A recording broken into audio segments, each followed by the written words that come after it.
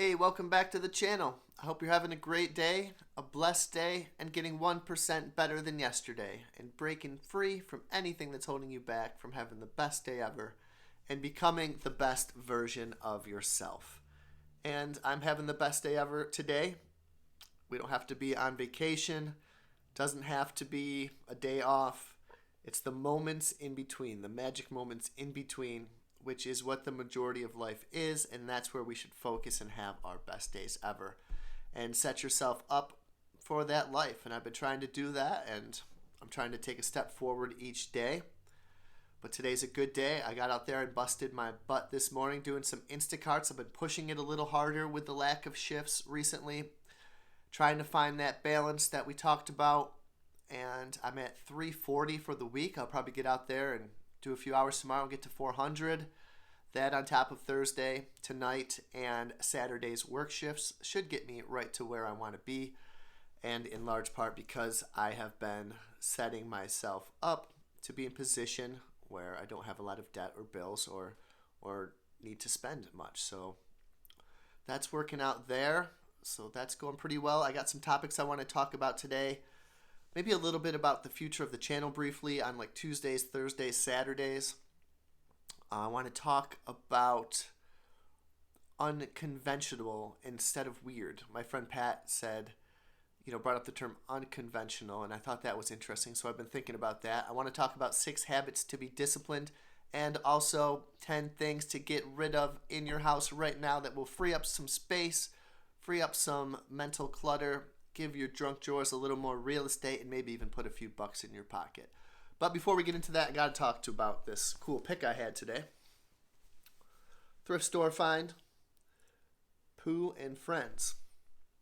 About $6.20 after tax. This is double XL from the 90s. I looked it up real quick. It is selling for about 25 to 35 bucks on eBay. I hope to get a $20 bill out of that shirt. And, if you do that once a day, that stuff really adds up. I go to the racks where they just are bringing the clothes out, and I just rifle through them real quick. If a brand that I have memorized catches my eye, I peek at it. If something unique catches my eye, I peek at it, look it up, and hey, keeps me busy. I'll try to do what I got to do with that. So, unconventional instead of weird. That is kind of the life that I have built for myself. It takes certain talents and it takes a certain amount of effort, but it's just the way my life is right now. It's not weird, it's unconventional, and unconventional in a good way, I think. And I wondered what the Bible said about kind of being unconventional and being unique. And it came up with a couple verses. The first one is Proverbs 1:15, where it says, "My son, do not walk in the way with them. Hold back your foot from their paths." And I just thought about them. You're going to be different. You're not walking in the same path as everybody else. And not only that, but hold your foot back from that path.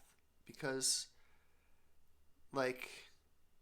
your mom or grandma used to say, if everyone jumps off a bridge, you're going to do it too. Or just because so-and-so gets to do it, do you get to do it? No, you walk your own path. You don't have to go with them. Hold back your path, because what does most of society is going to be in debt. And I wonder how many people don't necessarily get up every morning feeling excited or like their jobs. How many people are, not working on themselves to better themselves.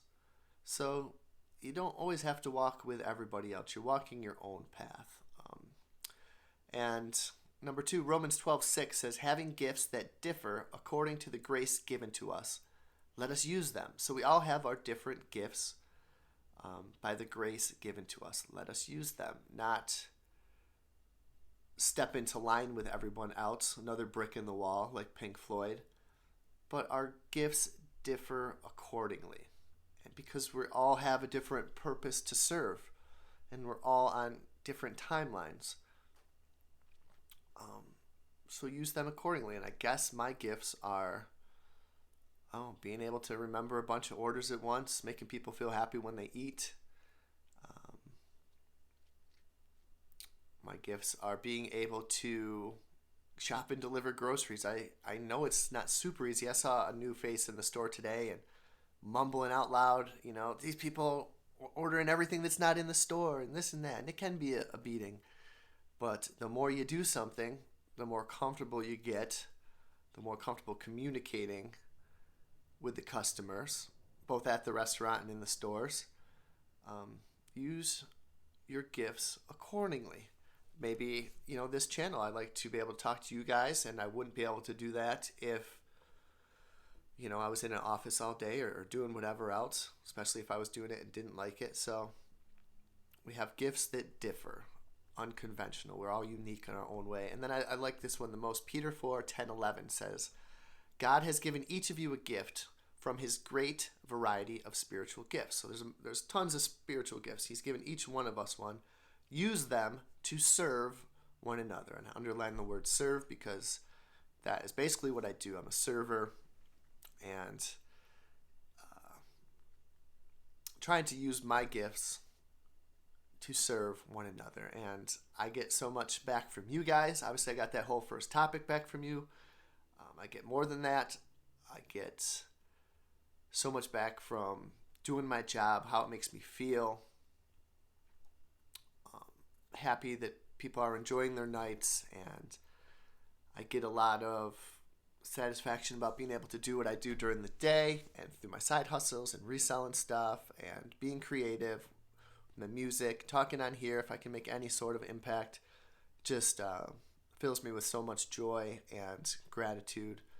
So unconventional is good, and I'm sure that you're unique in your own ways. So think about how you are using your unique spiritual gifts, and think about how we don't have to conform to this world and walk the same path as everyone else. We can be unique, different, and free.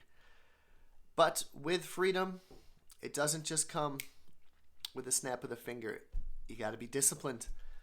And I want to talk about 6 ways where we can develop more discipline. I'm disciplined in certain areas of life, and in certain areas of life I need to be more disciplined. And I think that these 6 steps can help us achieve that. So 6 habits to help us become more disciplined. Number 1, choose a powerful identity. It's the biggest one, I think. And how do you identify? What's the one or two things that you want to change for the better, or to become more disciplined at? Whether that's a late night eater, that's gambling too much, spending too much, smoking. Those decisions that you make are going to be based on your self-belief of who you are. I made up my mind that I was not somebody who was going to waste money anymore. I made up my mind that I was someone who was not going to spend more money than I had. I made up my mind that I was not going to be a person to worry the present away. I made up my mind I was not going to be a person who would worry about things that I cannot control. I made up my mind that I was not going to gamble because nobody knows what's going on. Made up my mind that I don't want to smoke and shorten my lifespan to take my life away from my friends, family, and daughters. I need to identify more as a healthy eater, as the kind of person who doesn't have Apple Jacks when they get out of work at night. To be the kind of person who gets chicken and salad at the restaurant than Cajun chicken Alfredo. That's an identity that I have to definitely work on. And how are we going to work on it? Not just by, again, snapping our fingers. We got to come up with a blueprint. Number 2 habit to come up with to increase your discipline is to develop a blueprint. To write down your goals exactly, and then to have a plan to achieve them. And what are my goals exactly? Well, one of them was to never lose money again and to take the joy away from watching sports through gambling. Another was to not to spend all my money, so I'm living paycheck to paycheck and being a slave to the lender and being so much in debt. What are your goals exactly? To be as healthy and happy as I can for my friends and family. Have maybe some sort of longevity could be a benefit out of that.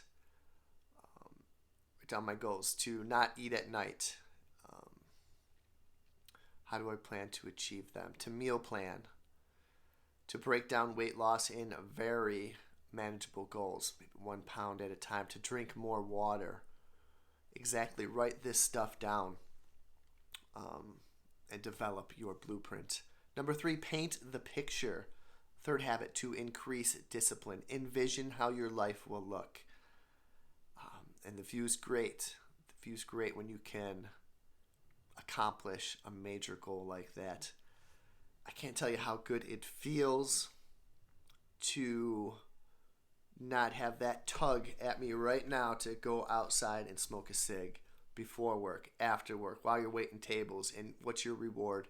To go outside and smoke a cigarette and relax. What are you going to do before work? Smoke a cig. What are you going to do when you wake up? Smoke a cig. What are you going to do before bed? Smoke a cig. Vision what your life will look like. Paint the picture of being able to watch games, football games with your daughters and laugh and not scream and yell because you lost money and now you're down and it's just stupid.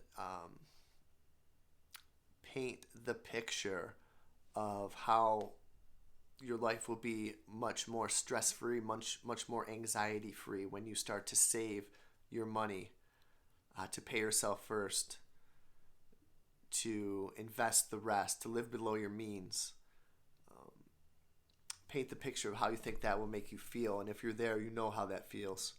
The goals that you have accomplished, and you know how you'll feel when you accomplish the goal that you want to accomplish. If being healthy and losing some weight feels as good as becoming debt-free or becoming more mentally strong, then I know it's so worth it. So I'm painting that picture. I'm envisioning what that life will look like, to have more energy, to spend less money because you're not consuming the junk, to have more confidence, to be a good influence on others. I'm painting that picture. Number 4, find your why.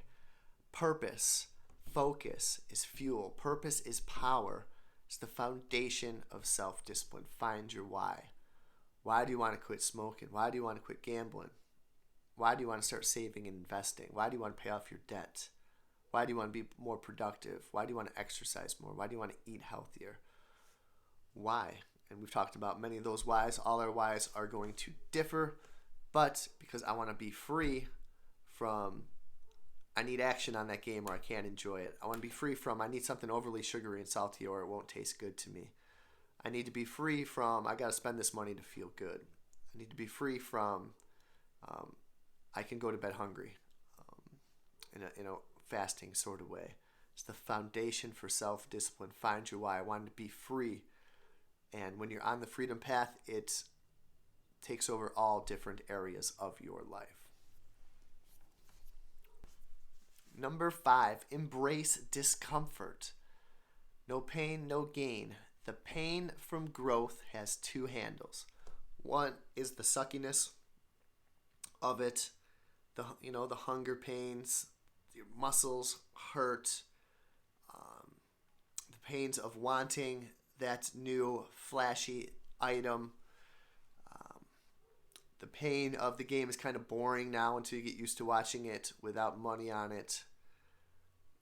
The pain of going to bed with cravings until the nicotine cravings leave your body after 72 hours. Trust me, I know. Or the pain from growth is dream fuel. It powers you. Which handle are you going to choose, the suckiness or the dream fuel? If you grab it by the dream fuel handle, you're going to enjoy the process. You're going to enjoy the grind. You're going to like flipping $5 items over and over and over and $10 items over and over and over to pay down your debt and to build up your wealth. You're going to like doing side hustles every single morning to pay down your debt because you know how good it's going to feel when it's over. And you're not going to be just reliant on one job. I'm going to get down on the floor and do crunches and cardio and go for walks when I could be sitting home watching Netflix. The pain from growth has two handles. The suck or the dream fuel. Which one are you going to focus on? And number 6, start small. The mantra of this channel is to get 1% better every day. Only compare yourself with who you were yesterday. Find a couple things at the top of your list and start there. Let me know what you're working on. Let me know what you're starting on. The best way to get something done is to just begin. Start now. You can do it. You can cut those bowls of cereal out at night. Win those battles for a couple days. Then attack the next thing. To healthy snacks. To getting something better, eating at work, bringing something better to work, asking for something better at work because we do get a meal. Start now. The best way to get something done is to start now. And finally, the last topic of today is 10 things to get rid of right now. And we know how good it feels to let go. If you haven't let go of anything yet, try it out. It feels good. It's going to clear up some space. Maybe put a few bucks in your pocket. So what are 10 things that we can get rid of right now? Number 1, old clothes. And there's places to sell your old clothes. Poshmark, eBay, Mercari, Facebook Marketplace. And if you don't want to go through that process, donate them. Someone will be able to use them. Number 2, excessive plastic or paper bags. I know we used to have big pile-ups. However, as a reseller, I do keep not every paper bag. But I remember I used to keep the plastic bags when the grocery stores around here still did them. I would use them as packing materials. I use some of the paper bags as packing materials. You can rip them up and, it takes up space in the box. So think about that, but also think about just getting rid of that stuff. But I would suggest finding some other things that you don't need in your house and make a game of it. See how much you can get rid of and see how much money you can flip for it and use those plastic and paper bags from the store as packing material. Number 3, DVDs that you'll never watch again. I remember I wanted to collect DVDs because I have a wicked collector's bug. And DVDs were cool. Blockbuster was still open. They were doing all these sales, like 3 or 4 DVDs for $20, and I'd get them. And we had a nice little library of DVDs. And I'm not even a big movie guy nowadays. I like shows better. But then I remember hearing like DVDs were going to be obsolete, and then they were going to go to Blu-ray. And now, like, who even has the discs anymore? You can just watch everything on the TV. So there's some value there. Lot them together. Get rid of them. Make some money. Number 4, duplicate kitchen tools. What's the point? I don't have any jurisdiction over the kitchen, though, so I have to skip that one. Number 5, accessories that you haven't worn in over a year. You don't like them, donate them, sell them. Give yourself some space. Number 6, takeout menus. I know we got some. Menus are online right now. Give your junk drawer some more real estate. Get rid of those takeout menus. Number 7, extra boxes and storage containers. If you're not a reseller, if you're a reseller, keep them. Extra boxes are huge. I don't know how, but I have boxes for everything that I want to ship out. I get some from my mom. I get some that we have to order in from the house. Other people, some at work, I take some empty boxes that are just going to get trashed. And then extra storage containers that can fill up the kitchen cabinets. But again, I don't have jurisdiction in there for my household. Number 8, old electronics. We had some old laptops, old phones. There could be value there. Sell them if you can. Get rid of them if not. I know most cities have electronic waste days and stuff like that. Give yourself some room. Number 9, expired meds. Check them out. There's probably Walgreens would take expired meds back and give those drawers and shelves in your bathrooms and cupboards and cabinets a little bit extra room. And then number 10, books that don't move you anymore or that you haven't used. Now there's been books I haven't touched in a year, but I know I'll use them. I know there's value there. I've been really trying to curate my book collection, library, whatever you want to call it, to be really kind of quake books. And by quake books, I mean like can change your life. And those books will be passed down to my daughters. However, I've gone through books where, okay, I don't think this is going to suit me anymore. I had a bunch of philosophy books at one time. I kind of narrowed those down. I had a bunch of classics like 1984 and Huck Finn and stuff like that, which I've read and just kind of moved on. Get them real cheap from the dollar store, or not the dollar store, but the thrift store. So go through your books. I know they can pile up a little bit, and it will just leave you with the books that will quake your life and change your life for the better. So I hope you got some value out of this video. Like, share, subscribe. Love to hear from you. Hope you have a great Friday, and I can't wait to talk to you on the next video. Break free.